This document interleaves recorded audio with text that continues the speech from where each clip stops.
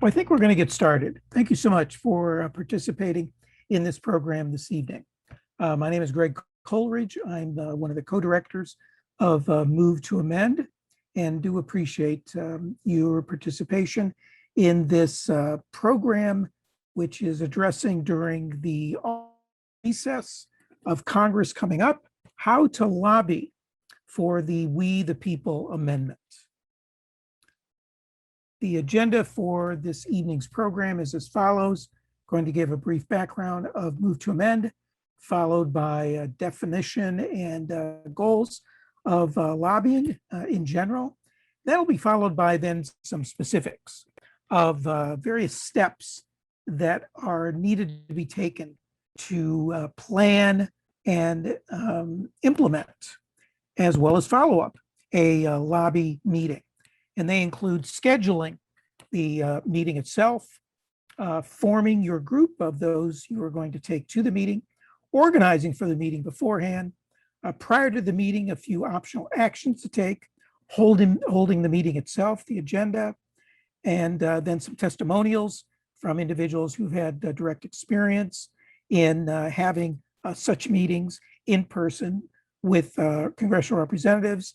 And then we're going to do a follow-up of the meeting, what needs to happen after the actual in-person meeting is had, and then we'll have some questions and answers and discussion.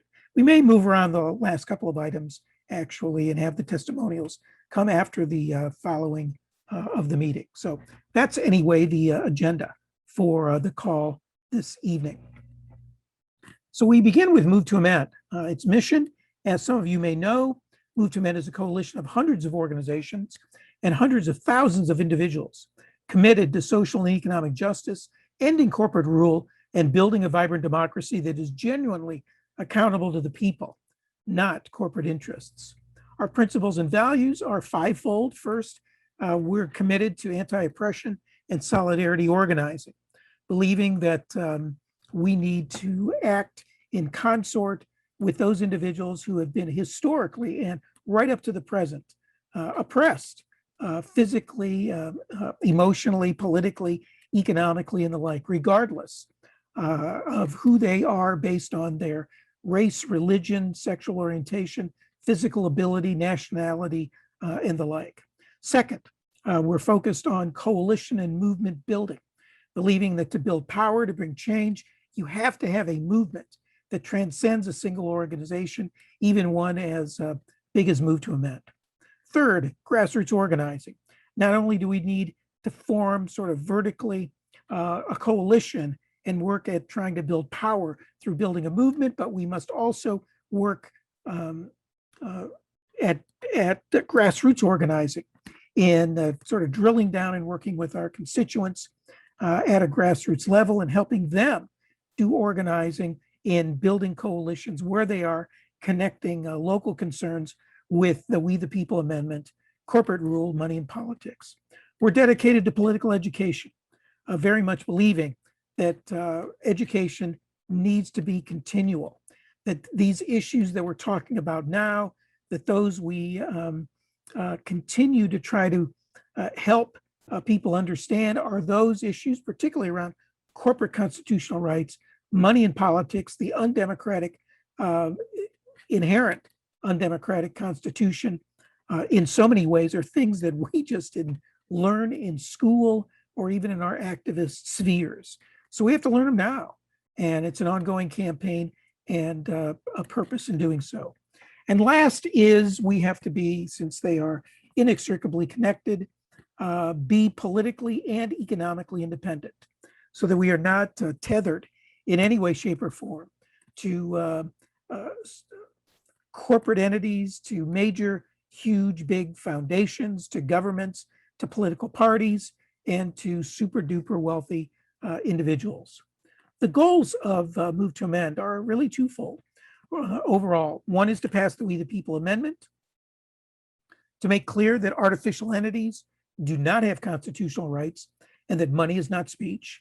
And second, to provoke discussion and organizing about how to make real the promise of American democracy through constitutional renewal, believing that the We the People Amendment is just but a step toward real democracy, authentic democracy that we've never had from the get-go in this country. And that is something that is ongoing and must be continual, and that we are dedicated to being part of in working with others who themselves are looking for systemic transformational change. Amending the Constitution, as you may know, is twofold. One is to work at the congressional level, where the previous 27 amendments have been created, and that is to get 2/3 of both the House and the Senate to pass the amendment resolution, the We the People Amendment, or any amendment to the Constitution. And that needs then to be followed up by that amendment, once passed, to be ratified by 3/4 of the states, which numbers 38. The other way is what's called an Article 5 convention. Yes, it's a constitutional convention, and it's not something we're declaring or calling for right now, which would not make sense at the moment, but it is not off the table, since if we build the power, is actually in some ways much more democratic, because it is a way to directly, if we have our people that are part of that convention, they can do democracy directly. And so how it works is 2/3 of state legislatures call for a convention to propose the We the People article specific amendment. So that means 34 states would have to, by 2/3 of their state legislatures, call for a convention that would exclusively deal with or address the We the People amendment. And then once called, 3/4 of states would have to ratify that specific amendment. So haven't had one constitutional convention, but at the state level, there have been many states that have had amendments to their constitution that have been updated from the first days and years of the original Constitution, and those have been done sometimes by constitutional conventions in their respective states. Our strategy at Move to Amend is somewhat, as we've spoken to, first, coalition building, reaching out to other organizations working on issues affected by corporate power. It's building a broad and diverse, multiracial, and genuinely, authentically intergenerational movement, again, for purposes of building power, but by doing so intentionally, deliberately, to reach out to those most affected by corporate rule and money in politics. We're dedicated to not just activism, but to community organizing by building a base, by getting people involved, by training individuals, by getting them to be engaged in developing their own strategies, to connect issues on the ground with those that are of felt need to people with fundamental solutions that are both local, but then are connected to the We the People Amendment. And lastly, to focus on grassroots organizing, to pass local and state resolutions calling for the We the People Amendment, which has happened hundreds of times, in fact, more than 700 times. Move to Amend structure is twofold. One is we have a grassroots structure made up of affiliates that number in the scores across the country, somewhere in the neighborhood of about 50. We have individual Move to Amend advocates around the country who take the work of what we're doing to the spheres, to the organizations that they are a part of, to see what kind of intersection, what kind of connection there may be. There are We the People Amendment working groups. These are organizations that already have an agenda, maybe of 4 or 5 issues. This is added to it. At the national level, there's a board and staff and interns, soon to be returning in 2023, that are there, that are working hard to work on the amendment and other issues. We have issue sector caucuses and committees. These are groupings of staff, board, and volunteers from Move to Amend that are concerned about issues of like the environment, or we have a labor caucus.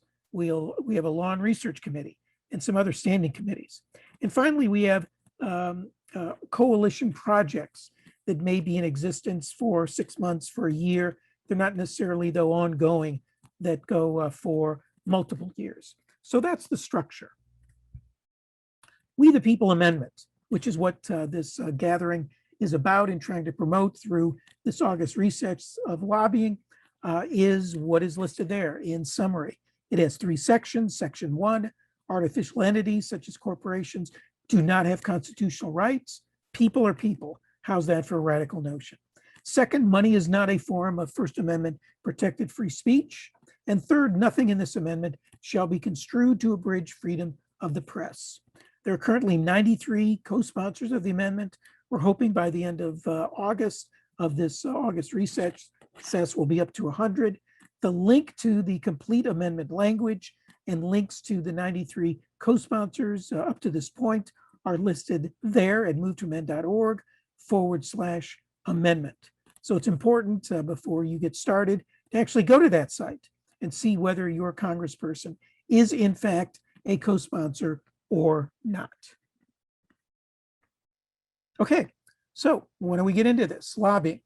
It basically, as you well know, no doubt, simply a legitimate legal attempt to influence the actions, policies, or decisions of government officials, most often legislators. It can be at the local, state, county, or federal level, or members of various regulatory agencies.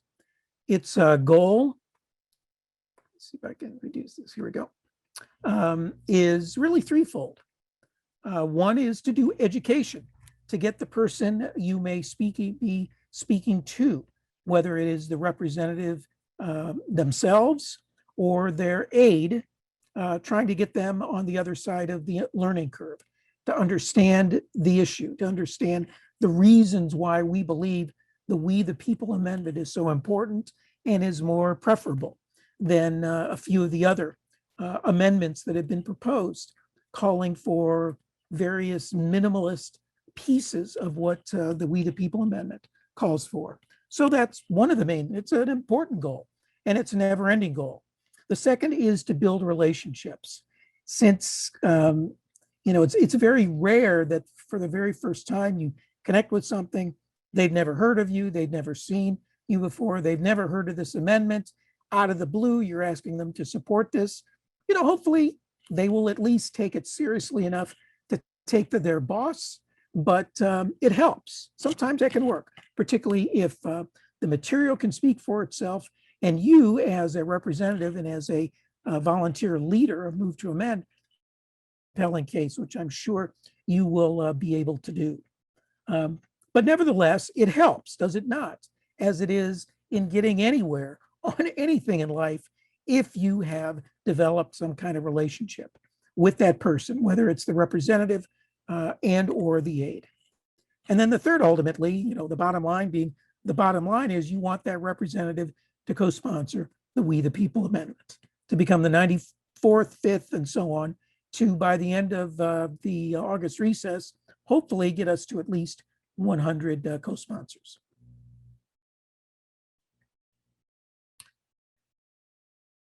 All right, so scheduling the lobby meeting. The first step, sign up on our website. Go to movetoamend.org, 117th campaign, and you will then be in the mix to receive updates about what's going on and ongoing queries and invitations to reach out to your congressperson. Again, just sort of going back, that previous link here, movetoamend.org/amendment, is where you will find the link not only to the language, but a link to the co-sponsors. So it's pretty important. If you don't already know, and maybe you're on this call because you do already know that your representative is not a co-sponsor. But if you don't know, then you do need to check because if they are a co-sponsor, then you may want to pivot sideways or up or down, go north, south, east, or west to an adjoining congressional district to reach out. And particularly if you know someone, a friend, a relative, whomever that may be in an adjoining district, to work with them to try to get their representative to co-sponsor. But assuming for the moment that your representative is not yet a co-sponsor, yes, this is the first step. Followed by then scheduling the lobby meeting. So what is involved there? Again, we're talking about scheduling a meeting during the August recess in which by definition, your representative is going to be at home, which means that you need to contact your local scheduler. Representatives have two schedulers, one in DC to schedule their appointments there, but then one at home when the representative is at home. And generally during the heavy congressional season, that can be usually from Thursday or Friday to late Monday, or early Monday to late Monday. They are in the district. For the rest of the time, they're at home, they're in DC. So for the month of August, the place to call is the main local office. So go to their local website or wherever their main website is, find out where if you don't already know and you don't have that number memorized, then find out where their main local office is, call that office and find out who that scheduler is and ask for an appointment. He or she may ask you to send an email asking specifically what it is you want and maybe who is going to be a part of that. So you're asking for a meeting with the representative. You may be either on the phone with the scheduler or as part of the follow-up email. If asked, you may be prompted to sort of make the case of why that congressperson should be giving you at least a half hour of their precious time to meet with you on this topic. So it's important to be flexible with the date and time. It involves a bit of negotiation. And so the scheduler may not right away be able to give you a time. They may have to check. In fact, it's likely check with the congressperson to find out their schedule. So it's important before you hang up, even before you respond to the email, if possible, to say, when will you have an answer by once I send the follow-up email? Or if you aren't asked to send a follow-up email and you're on the call, when can you tell me when I'll hear back from you? And hopefully they can give you a date. If no answer by that date, then you need to call. If they can't give you a date, then wait a couple of days and call back. Ask for a response or when you have an answer or when you'll have an answer by. If you, again, have no answer by that date, call. So the idea is just to repeat. You've got to be in their face, and just do it as they say. The squeaky wheel gets the grease. It really is truly the case. Be persistent and insistent. As a last resort, if they really give you a hard time and they claim, no, the congressperson just isn't going to be available, we can't give you a date, then, as a last possible follow-up or throwback, then ask to meet someone, if possible, their legislative director in DC, who may be in your local district. Oftentimes, when Congress is on break, Easter break, or long breaks for a week or more, for a day or two, the legislative director or main director in DC will come out to the district just to sort of get a feel. Sometimes these people aren't from the district. They've been running around being legislative directors or main staff persons for, half dozen, if not more, congressional representatives. So they may have never stepped foot in that physical geographic district. So this is a way for congresspeople to give that person or those persons an opportunity to get a feel for the district and the constituents. So again, as a last resort, you may want to ask to meet with, in person, the legislative director, because that's going to be the person who knows best legislation in general and hopefully issues around money and politics, finance, corporate power, any issue that relates to corporate power, which is just about everything. All right, so instructions more detailed on how to set up a lobby meeting is again at this link. That don't worry about trying to copy all the lowercase and uppercase letters as well as numbers, hieroglyphics. Again, this will come your way after this call. All right, so next step is, once you have a date, which hopefully has happened with somebody, it's forming your group. And as you think about forming your group of 3 to 6 individuals, there's two different groupings to think about. The first is who you want to bring, and the second is who you definitely don't want to bring. The third category are obviously people who are supportive and who know something about move to amend. Hopefully that is going to include you, that whether you are the facilitator or not, but if you feel comfortable and you're the person who reached out to the congressperson or to their office, that may be natural because there's already some kind of relationship established that you have had with the scheduler, and the representative has probably been given your name. So if you're willing to be the facilitator, that's great. If it's somebody else that you're able to line up, that's fine as well. But among MTAers, at the very least, you want to have a facilitator, and then the rest are people who are willing to share their story of trying to sort of tell a narrative and sort of make a case in 2 to 3 minutes about why passing this amendment is personally important to them.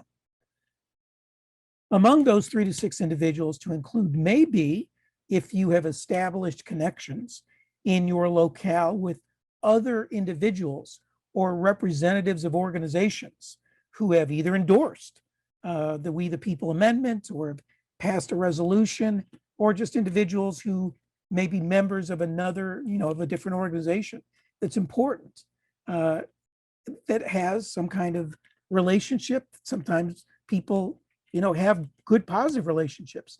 As individuals, they've come into contact. They volunteered with the representative, to run for election or re-election. So they're known personally by that representative.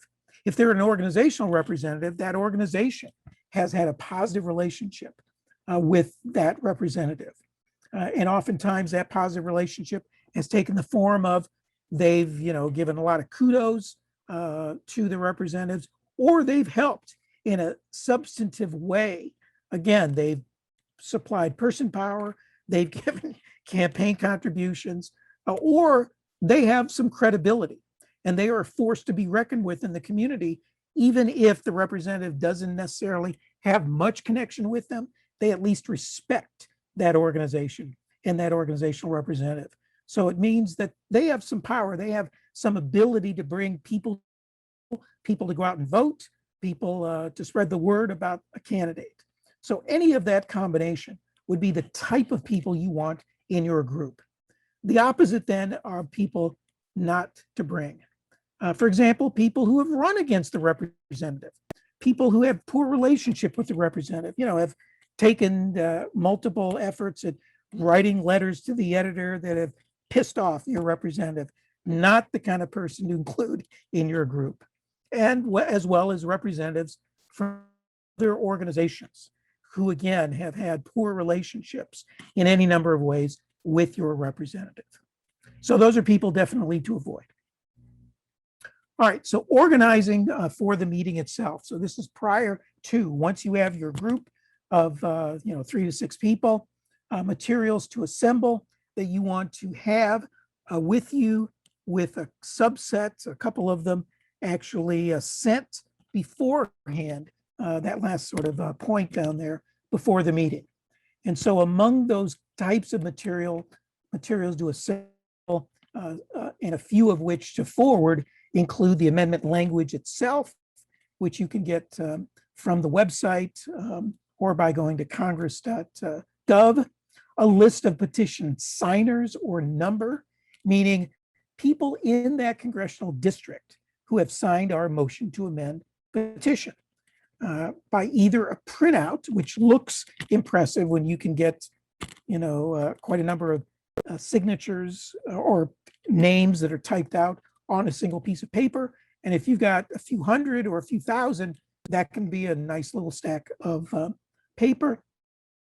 Or you can just have a single sheet of paper with the number that takes up the whole sheet, saying here are the number of people in your district that have signed the motion to amend a petition.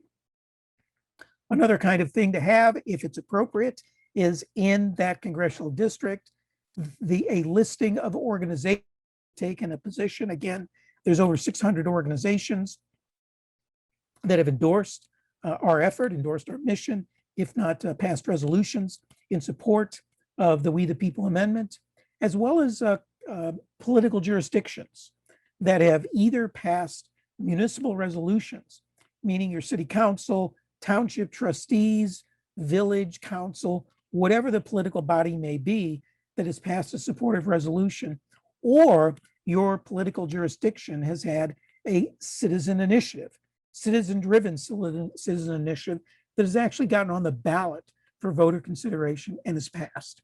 So between the organizations, 600 of them, and resolutions, again, either by political jurisdiction or citizen initiative, the number is around 700. There may be a couple, at least, between the two that are worth, that have occurred in your congressional district that, again, is worth having. The white paper is a document that our law and research committees put together that updates every congressional session. That is sort of our single mind-numbing 20, I think it's about 28 pages now, piece.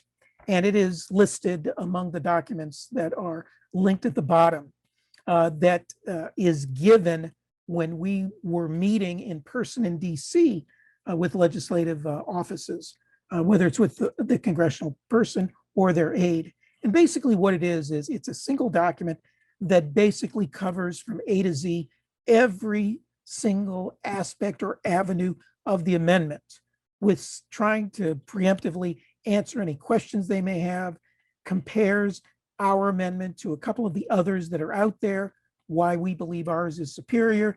It just tries to get out in front of any concerns, worries, questions, consternations that that congressperson or their legislative director or both may have. And so anyway, all of those documents and others are at this link that is shared at the bottom of this slide that, again, will be shared with you. And again, these documents or there's a few others that are short that you may want to pull from just based on what you know of your representative that you think they may be interested in, that you may want to share with them before the actual meeting. All right, so organizing for the meeting is having a different part of organizing is having a actual prep meeting in which the half dozen of you actually get together, and basically during that meeting, the sorts of things you want to do is have introduce one another, where you're from, where do you live in the district. Hopefully everybody's not from the same ward in the same city, but tries to spread it out, and what organizations you represent. That may be important to just try to make sure that when individuals are introduced later during the actual call, you share that to show that there's a breadth of interest representing a couple of different organizations.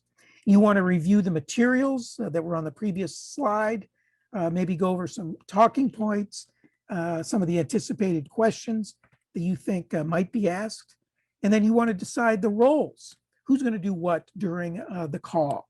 And that includes these that are listed there, being the facilitator, sort of the moderator, the person who opens, who greets, who does those sorts of things that we'll get to in the next slide.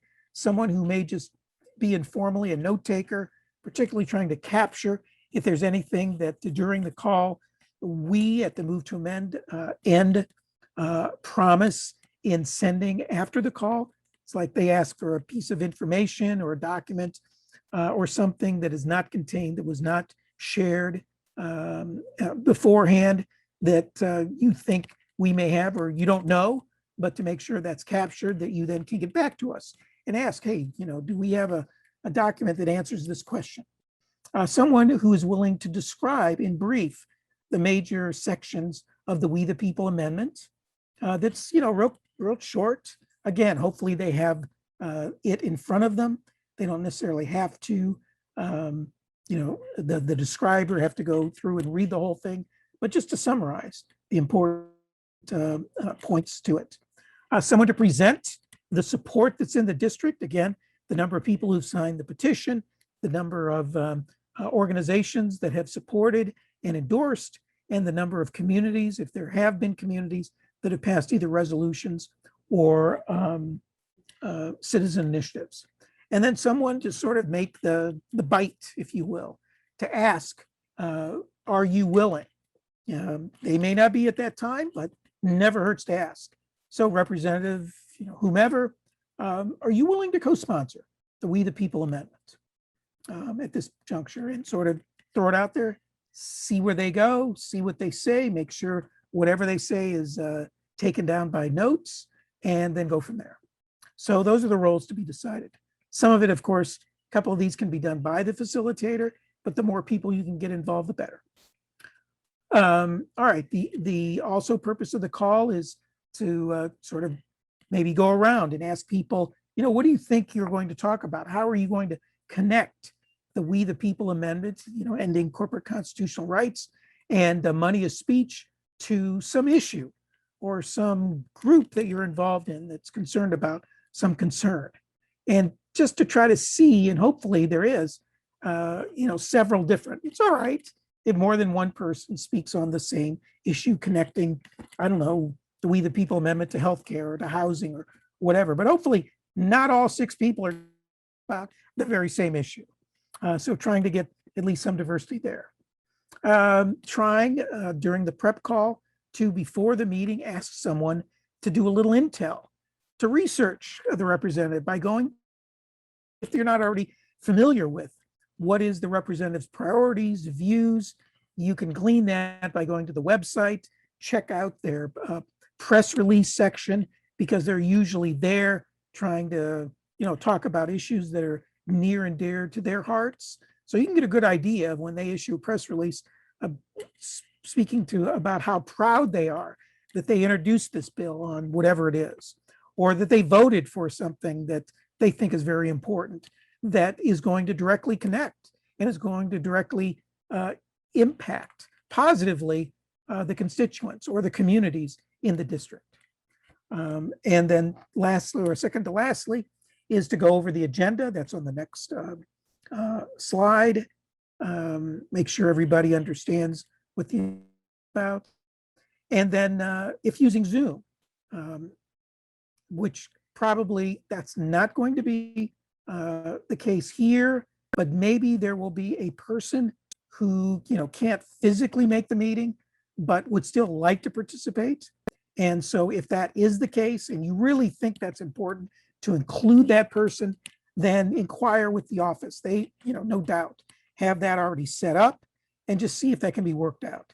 If it can't be, that's okay, but you can use our Zoom line. It's if need be, or certainly the congressional office may have their own Zoom line. So that's if needed, but that may not be relevant in your case, since the goal again is to have an in-person meeting.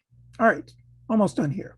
Prior to the meeting, a couple of optional actions, and this is your call depending on the kind of relationship you have with the congressperson, whether this is the first time you've met with them, if it's a time that's the fourth time, depending on how open they've been or not open, you may want to do one or more of these. And these include doing phone calls prior to your meeting, say in the afternoon. You try to send out an email blast that we can set up that goes out to everyone in the congressional district, that asks people to call in that morning, asking that we hope that Representative so-and-so has a good meeting with those they're meeting with, and that they will support the We the People Amendment. Another is to do letters to the editor that connects whatever is an important issue going on at the moment, that connects it to the We the People Amendment, and that that can be timed to be hopefully in print, if possible, before your meeting. And then the last thing that there's a picture of showing, this is an example, I think maybe in Sacramento, of a supportive picketing or vigiling just outside the office, in which, oftentimes picketing or vigiling is associated with being negative or being opposed to what a congressperson says or stood for. But you can have supportive picketing that's more hopeful, that's just sort of trying to affirm that person, that's maybe giving them more kudos than maybe they deserve, to the extent of saying that, hey, we're here, here's a flyer, we're just going to be meeting, as people come in and out of that building, which may be a public building, a building, what have you. And one of these flyers may be picked up by someone in the office beforehand. And the flyer says something like, we're going to be shortly meeting with the representative, and we hope that they support this amendment. We think this is the reason or reasons why they should. And, if you're giving it out to the public, please call the office asking the representative to support. So something along those lines. Again, this is something that may be very appropriate in some cases and very inappropriate in others, depending on the mood and what your relationship is at the moment, individually or collectively, with your representative. All right, so the meeting itself with the hopefully representative is introductions. Everybody goes around again, says who they are, where they're from, if they're to an organization, or anything along the lines that hey, I used to volunteer for you, or I still do volunteer work for you, that kind of thing. Anything that sort of gives a personal touch or flair to it. The moderator or facilitator thanks the representative. This is where that intel comes in.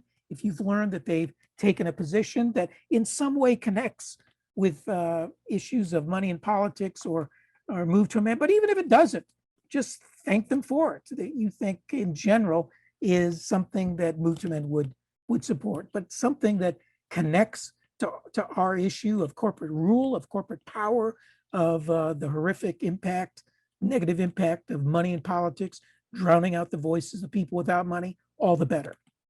Someone then asks, it can be, again, the moderator, somebody else, again, that role of, we're hoping that we want you to co-sponsor the We the People Amendment, and hopefully by the end of this call, we will convince you to do that. Then someone gives a brief description of the amendment, and that includes not just describing the amendment, but then someone, again, it can be the same person or someone else, reminding them of the resources that were sent, that they can underscore or remind them about. And even if they haven't had a chance to look at them, please remind them that we think this is important, that you do review before you make a decision. And then again, to share the support of local organizations that have endorsed local initiatives, number of signatures. So all that takes place sort of in that time. And then there's a sample agenda. Whoops.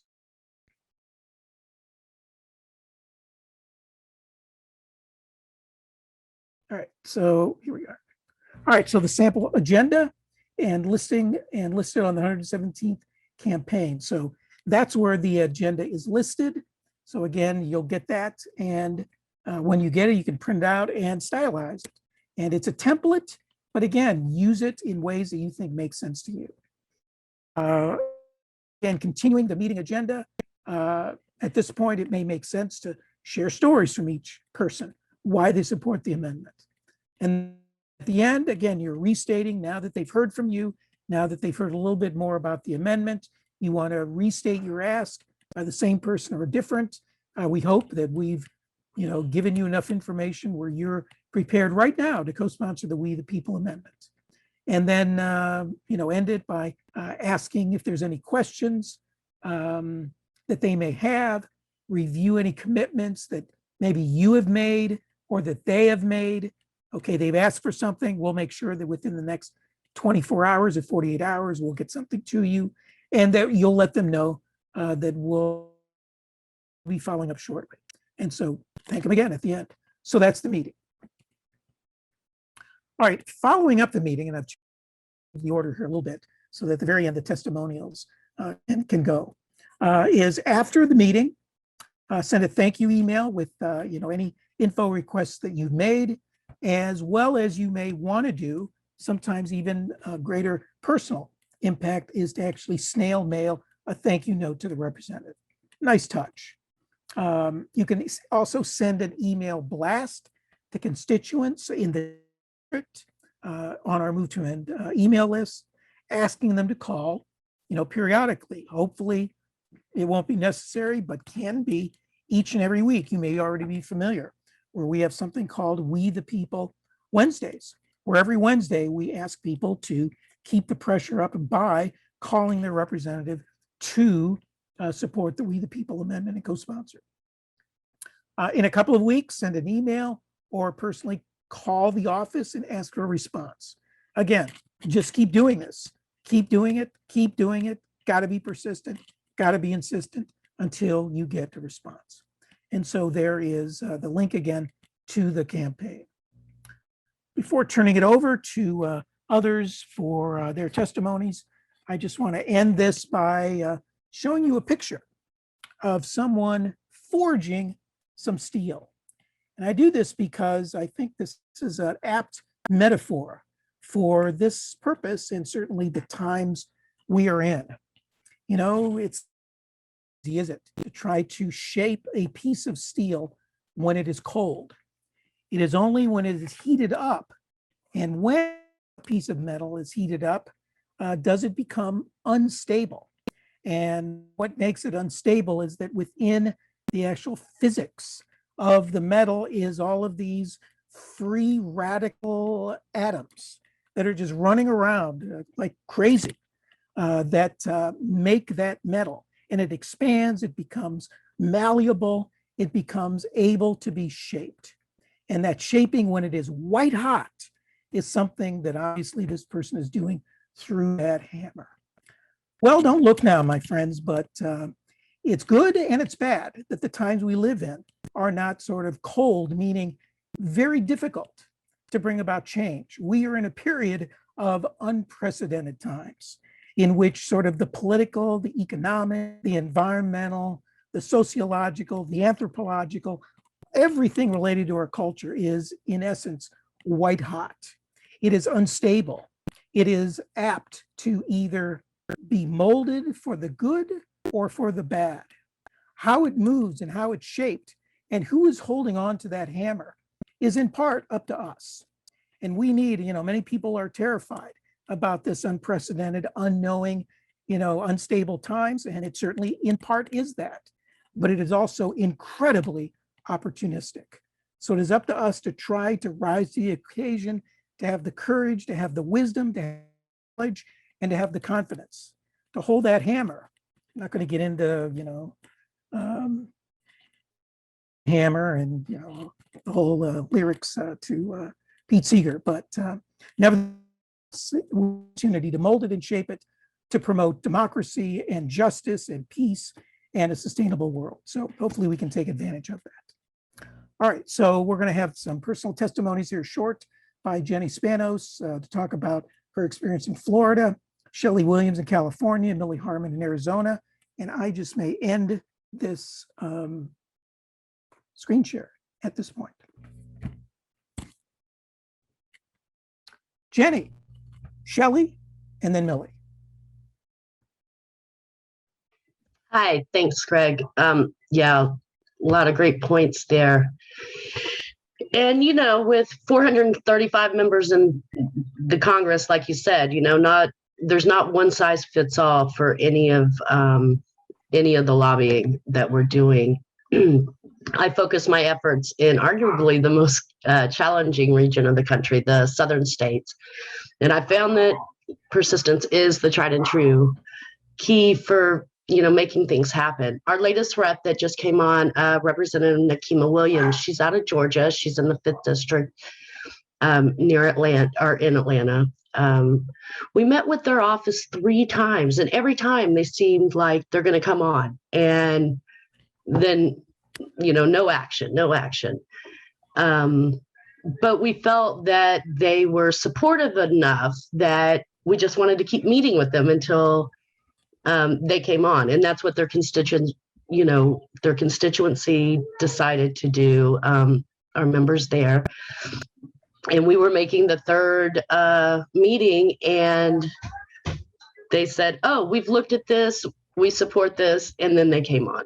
So, but it was a year of contacting them, trying to get that meeting, after the meeting, doing the follow-up, being persistent, having districts, sending out blasts to the districts to have people calling them, of course, and then the We the People Wednesday that comes out every Wednesday as well, as just, hey, come on, it's time, where are you? We want you here.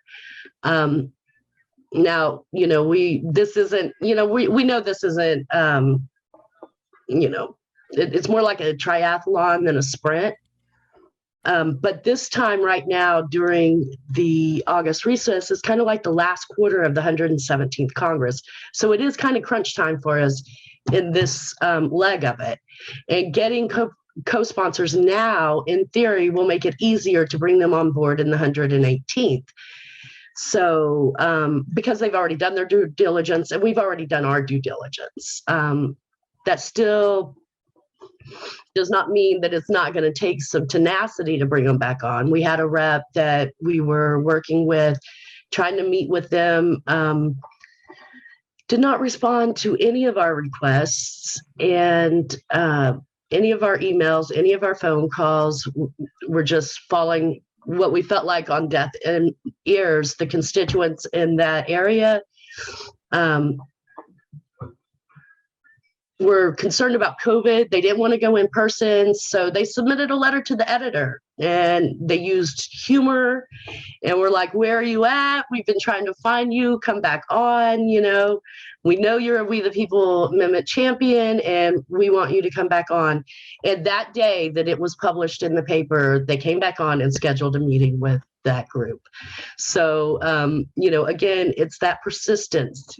A lot of people have a lot going on. I mean, I have some folks that have been trying to meet with Benny Thompson. He's got this January 16th hearing thing going on, but they're still being persistent and they're going to ratchet that up a little bit after the last hearing next week. So these are some things that every one of these members have something going on or something that's important to them. And then, as we know, corporate constitutional rights connect with almost any issue that they're concerned about on a social, environmental, economic sphere, integrity of our elections, that type of thing. So finding a way to connect with them in that way is really important too.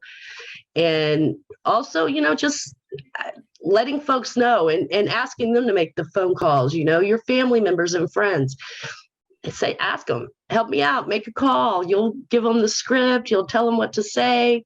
And it can also be a good icebreaker for conversations that you're having and wanting to open up to someone, letting them know that what you're doing. And just, again, your neighbors making that phone call too is a really good way to push the envelope forward when you're trying to meet with them. Great. Pass. Thanks, Jenny. Thank you. Shelley. Hey everyone, I'm Shelley Williams. I am one of the national co-directors and I live in Sacramento, which is where our official national office is. But we moved here as a national team from Humboldt in 2016. So I was pretty new to the area. And our representative in kind of the greater Sacramento area is named Doris Matsui. And there was an existing affiliate here who had been, I think, 2 or 3 times had met with the local office here in Sacramento, and it didn't go anywhere. We had and they did a lot of work getting, signature gathering. They did try to get a resolution passed at the city council level that didn't go through, but I think our list here is now very large. So we always have that now going forward to demonstrate that there's a lot of people in support of this. So all that work was really, really important to lay the groundwork for 2018, which was, I believe, we went to DC and met with her office in 2016. I was not part of that meeting because I was doing other stuff. And that was like the 4th meeting. And then in 2018, we went back and I was part of this meeting along with Keon Bliss, who some of you might know, and one of our local affiliate folks, Delphine. And so it was the 3 of us. And we were meeting with a new staffer we'd never met with. And this was not the legislative director. I don't remember what his title was. But the reason I'm saying this is because I think sometimes people think they have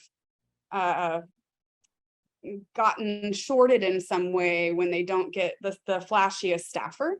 might feel like you're just getting kind of dumped off on somebody, and maybe sometimes that is the case. But in this case, while we did have like more, numbers to demonstrate than we had in the previous meetings because of all that work that had been done over time, we met with a staffer who was completely moved by our presentation. It was just, we had to get in front of the right person who would go talk to his boss, and he meant it. He was just visibly super excited about what we were talking about and all of the analysis, even like the deeper analysis. Sometimes we kind of try to pass this off like, we kind of maybe in some cases might let them believe it's not that radical so that they might sign on. But in this case, he loved it. And that was when, it finally happened. And so that's sometimes how it goes. You just have to try.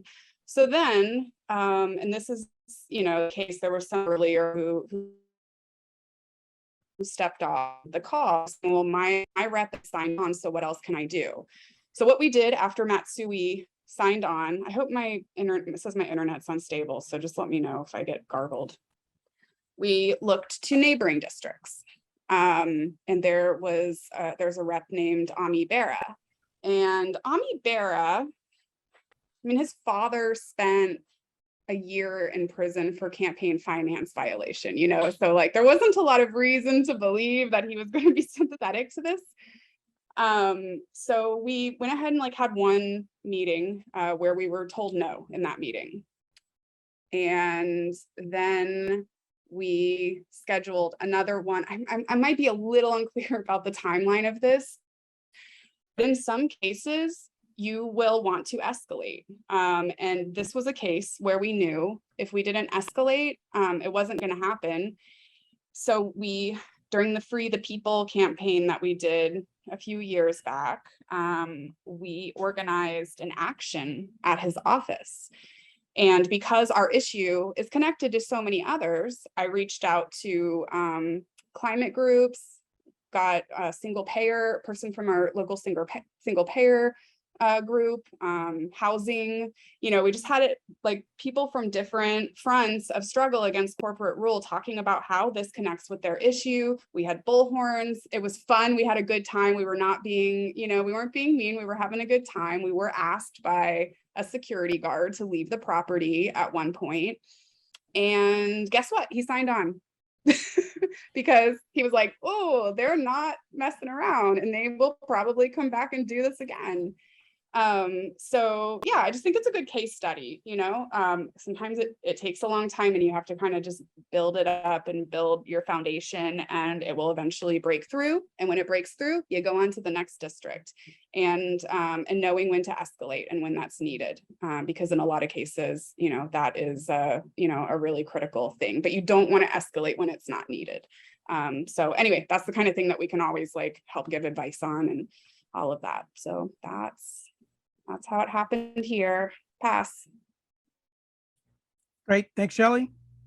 And lastly, Millie. Is this audio working? Yes. Okay, excuse me, we're in transit. So I am Millie Harmon. I'm also a national co-director, and I'm located in northern Arizona. I had a very wonderful experience working with a group of people in Tucson, Arizona, to move someone who had taken a campaign pledge to come aboard. And Kirkpatrick, who represents Arizona's 1st congressional district, had, made that promise during 2017 and never followed through. So some of the things have been said before. I'm going to say them again because I think they're the most important. Really, the coalition, bringing it to people as a coalition and not just Move to Amend representatives, I think is very important. I was, lucky that the group that I was working with were all involved with other local groups on other issues. And so I think what we could do is really bring that to the table in our introductions and really, show the wider support for it. Again, persistence.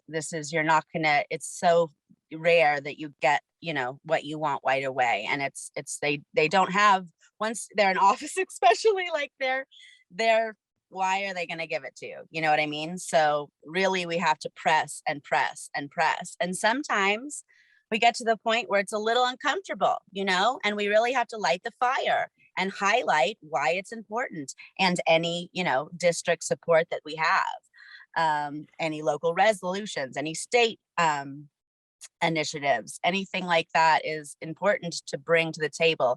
All the other representatives within the state, however it goes. Perhaps, we have so many folks right now in the Progressive Caucus who have come on board. We still have a holdout few. If that's the case, you really want to use that. Your colleagues have really joined this effort. Also, in the cases of folks who have co-sponsored Medicare for All. This is a huge one. So many of the folks who have co-sponsored Medicare for All also co-sponsor HJR 48. It really helps that our lead sponsor is also the same. But you want to bring things up like this. That was another leverage point that we used here. And how are we going to get healthcare through if corporations still have equal rights as human beings? Like, this does not, compute. So I also really encourage you to do your research, both on the representative and the issues that they already champion, as well as any accomplishments that they've recently made, and how, that work will be further achieved, by ending corporate constitutional rights and money as speech.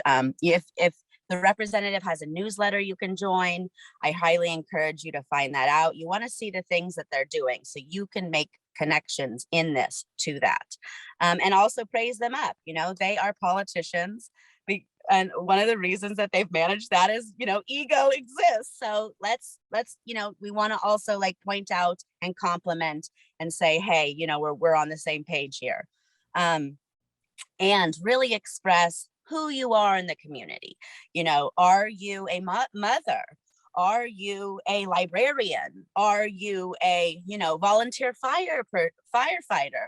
Do you, give, coats out to folks in your neighborhood? Whatever it is, I really want you to play yourself also as important and, a constituent that needs to be reflected and listened to. So to talk about a little bit more about our experience, Kirkpatrick took the pledge in 2017, and again, never followed through. So things that really helped us was, of course, very regular, consistent calls and emails and postcards. We have a really nice amendment postcard you can get and give out to folks to fill out and send in. Just keep them coming. Keep them coming. Hey, babe, I'm on a call. Hold on a second. I need some water. Okay, Dad's gonna Dad's gonna help you. Excuse me.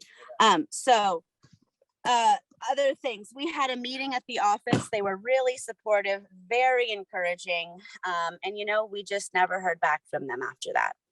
And we did a lot of calls, did a lot of emails, and they just stopped talking to us. So it was time to light a little fire. And we planned an action outside of their office. We let them know we were planning the action. It also happened to be Tucson, Arizona, and the day was 106 degrees at 10 a.m. So we were like, okay, the turnout isn't great, but here we are. We're, taking pictures. We're tagging them on their social media that we were here. We're emailing them, letting them know. And then, letters to the editor. That was really helpful. And we used the letter of the editor to plan our second action at the office. We waited till it cooled down a little bit in the season. And we notified, we wanted to bring that up. We're going to be here. We also, before the second action, we called the media. We called everybody. We called newspapers. We called, we called radio stations and we called TV, and actually got 2 local television stations to show up, because, don't run on something, get credit for it, and then don't come through and completely ignore constituents that are representing a very wide base of folks. So that was really good. And we printed out that big stack of petitions. We were fortunate, Tucson City Council had passed a resolution. Maybe had thousands of petition signatures, from previous work, 10 years prior. So we used all of these things to really leverage it.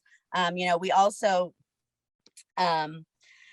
really making the importance of corporate constitutional rights known and understood, also making it clear that this is the only amendment proposal that abolishes not only Citizens United, but the precedent, of corporate constitutional rights that allowed that to happen. And because we had a situation where she had, supported another amendment proposal that was, half, just limiting. Okay, you might limit campaign finance if you'd like, if you feel up to it, please. And so we really had to explain why that wasn't good enough, because that was, of course, the initial thing. Oh, well, we already came through on that promise. No, you didn't. You took our pledge. These are, this is the amendment you have to come through on. And really, again, just want to drive home, bringing personal stories that you can think about beforehand and touch on corporate constitutional rights, not just money. Thinking a lot bigger of the other influences these have is really helpful as well. We had ours was very close to a one of the many happening mass shootings.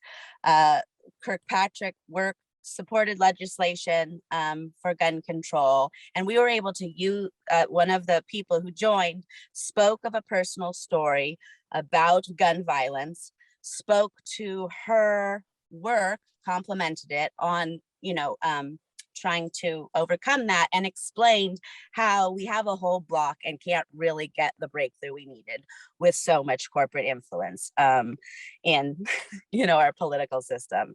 And then again, staffers are so often the gatekeepers. So no matter who it is, give them a good case, because they just might pass it through. And the last thing, the item that I was always the most intimidated about is questions.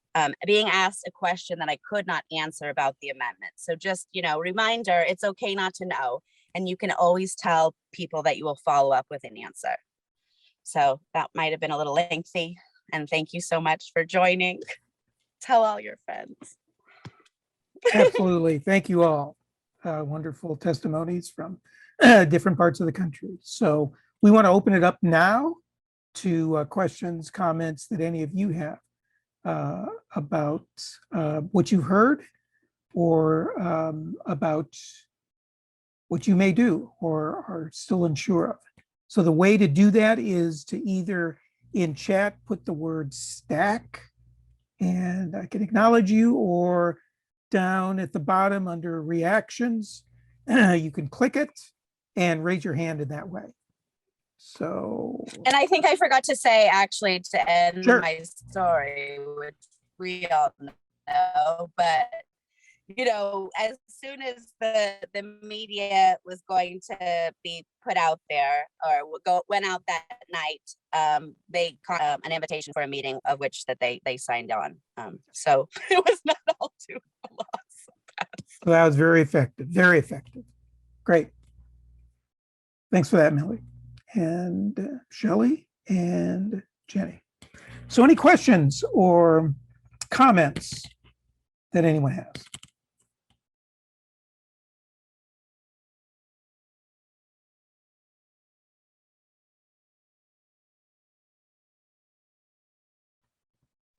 Do you see the chat, Greg? Yeah, I'm looking at, let me just see here first, chat. I got a couple of questions. Kay, I can are take you it. I can take it. still I can here? take it. I can take the question about gun control when it comes up, though. Okay. Well, I want to get to, I guess, Well, Kay. real quick, Kay and I we're already talking offline and she's off this Oh, call. So I okay. think John's is the only question in the chat. Okay. All right. Millie, you want to take that?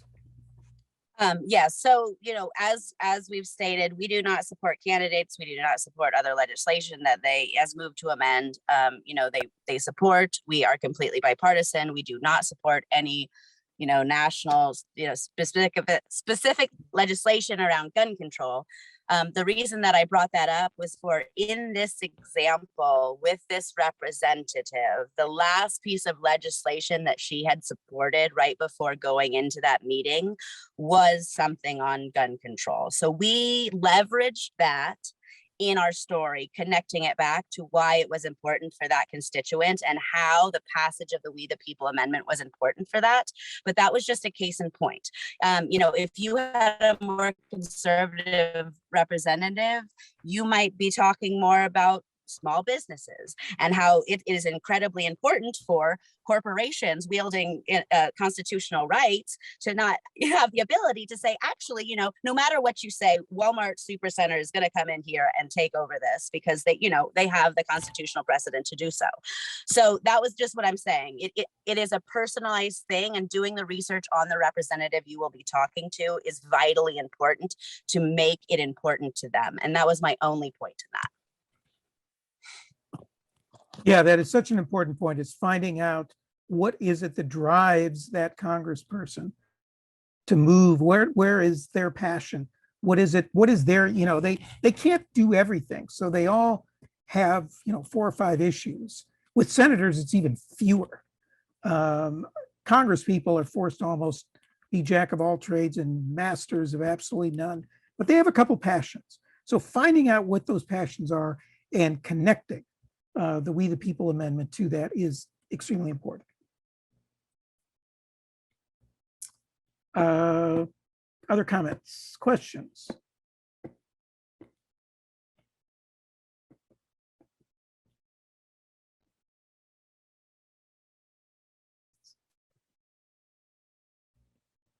Anyone motivated from this to explore approaching your rep and trying to set up a meeting?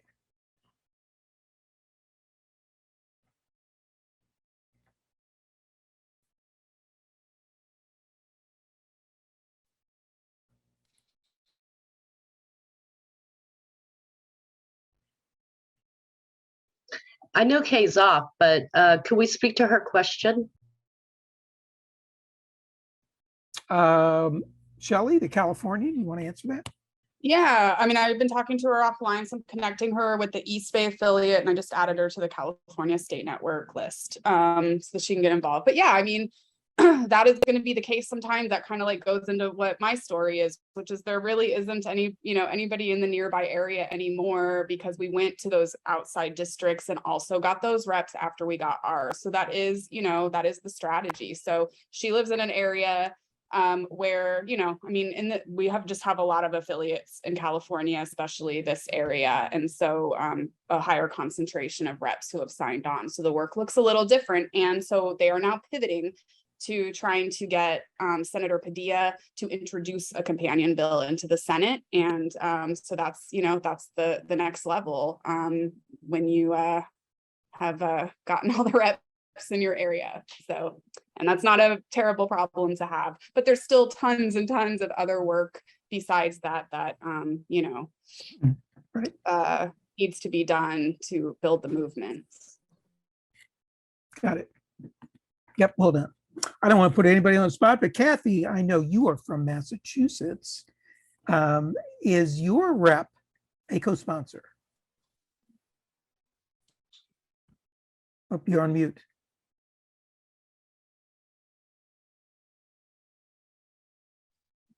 Kathy, you're on mute. Can you click your little mute button? Be down at the bottom left, maybe. Or it has a little icon microphone. Or you could chat. know how to do that. Any other questions or comments? Janice from Janice. Texas also made a comment that she is ready to engage. Engage in Texas. Where in Texas, if I may ask? Because we have a couple individuals there. I'm in Houston, and I'm also in Central Texas. I'm between the two areas. Houston is the best area for population, and I'm happy to work Houston, which I can do. So you said you were sort of breaking up a little bit. So you're between, did you say Houston and somewhere else? I both, and I'm in Central Texas, half and half the time. So I can cover Central Texas see. and Houston.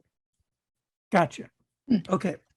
We will definitely follow up and work with you and maybe put you in touch with a couple of other people in Texas who are some live wires. Oh, Kathy.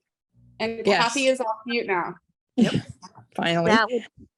That would be great because I travel around Texas a lot, and it would be great for us to physically meet and know each other in person and then call on reps. We have 38 Congress people from Texas now. So there's a lot of people here that can be covered.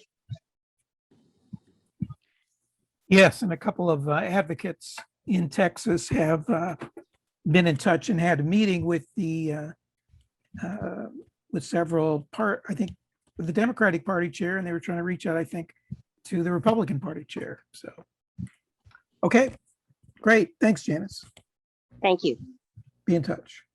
Great. Kathy, Yes. there you are. Yes. So the question, where in Massachusetts and who's your rep? I live in Ipswich, which is North Shore of Boston, and my representative is Seth Moulton, Oh, okay. and He he's a was one of the early- co-sponsor. Yeah, he was Yeah. one of the early. I think it was pretty early on because I talked to him when he was running for office first, and he agreed he would support it then, which was probably 8 years ago now. Wonderful. I Yeah, know Ocean Sloss, is that his name? I've heard of him, but I don't know who he is. Okay, he is He's a not come in on board. Massachusetts, I think. Yeah. Yeah. He may be I'll the have to- only one. He may be the only one from that part of the state who's not come on. Do you know which city he's from? I'd have to look. I think it's south of Uh-huh. Boston. Okay, well, I'll look up and see if I know anybody down there. And call him if I do. Any other feedback from anyone?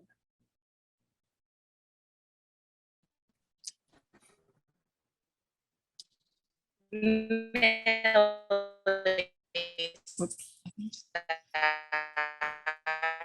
Millie, you're breaking up pretty bad.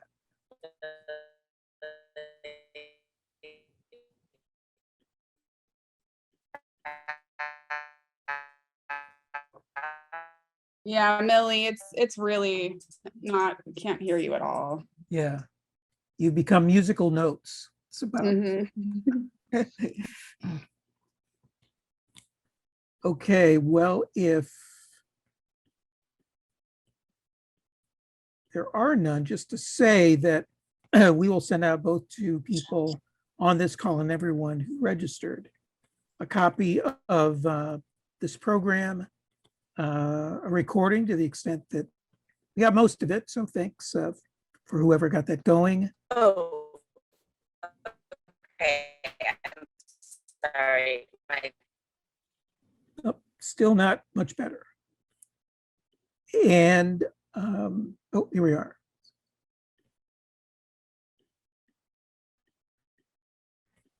As Millie has pointed out in the chat, that on that web page, there's a lot more at that link of details to where you really don't have to create any information from scratch. There are templates there that you can start with and personalize to whatever it is that, and however you feel comfortable in using, however detailed or in general. So, and if something is not there, feel free to reach out to us. Okay. Mhm. Well, if no other questions or comments?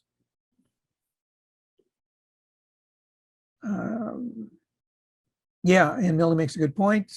Even if you don't necessarily want to take the lead in contacting a congressional office, important to at least sign up to that page so that if there is a meeting that is set up, you will be notified and invited to it. And that may be something you want to participate in as one of those half dozen people, but not necessarily the facilitator or moderator. So that's perfectly fine. Great.